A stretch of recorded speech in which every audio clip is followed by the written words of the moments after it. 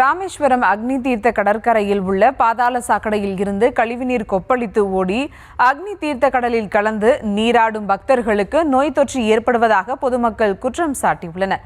கூடுதல் விவரங்களோடு இணைகிறார் செய்தியாளர் பூபேஷ் சந்திரன். வணக்கம் பூபேஷ், விவரங்கள்.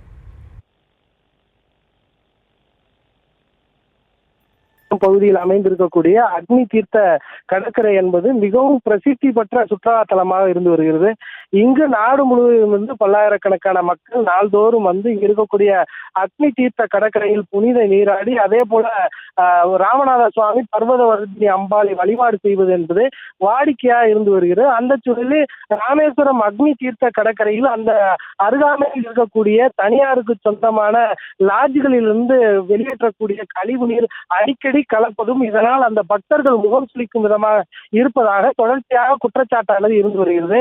பலமுறை இது குறித்து சுட்டிக்காட்டியும் கூட நகராட்சி நிர்வாகம் மாவட்ட நிர்வாகம் தற்காலிகமாக அந்த புகாரை சரி செய்வதும் அதன் பின்னர் மீண்டும் கழிவுநீர் வெளியேற்றுவதும் தொடர்ச்சியாக இருந்து வருகிறது. அந்த அடிப்படையில் தற்போது தனியார் லாட்ஜ்களில் இருந்து வெளியேற்றக்கூடிய அந்த கழிவுநீரானது ஒரு ஆறு போல வெளியேறி அந்த நேரடியாக அக்னி தீர்த்த கடற்கரையில் கலக்கிற காட்சியை நம்மால் பார்க்க முடியும். தொடர்ச்சியாக அந்த பகுதி மக்களும் பொதுமக்களும் தொடர்ச்சியாக குற்றச்சாட்டு வைக்கக்கூடிய சூழலில் ராமேஸ்வரம் நகராட்சி நிர்வாகமும் ராமநாதபுரம் மாவட்ட நிர்வாகமும் இந்த விவகாரம் தொடர்பாக உரிய நடவடிக்கை எடுத்து இந்த விவகாரத்திற்கு முழுமையான நிரந்தர தீர்வு எட்டப்பட வேண்டும் என்ற கோரிக்கையான எழுந்திருக்கிறது.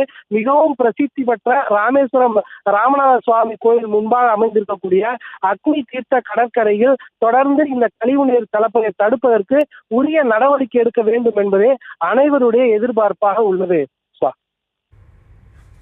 விவரங்களுக்கு நன்றி பூபேஷ் சந்திரன்.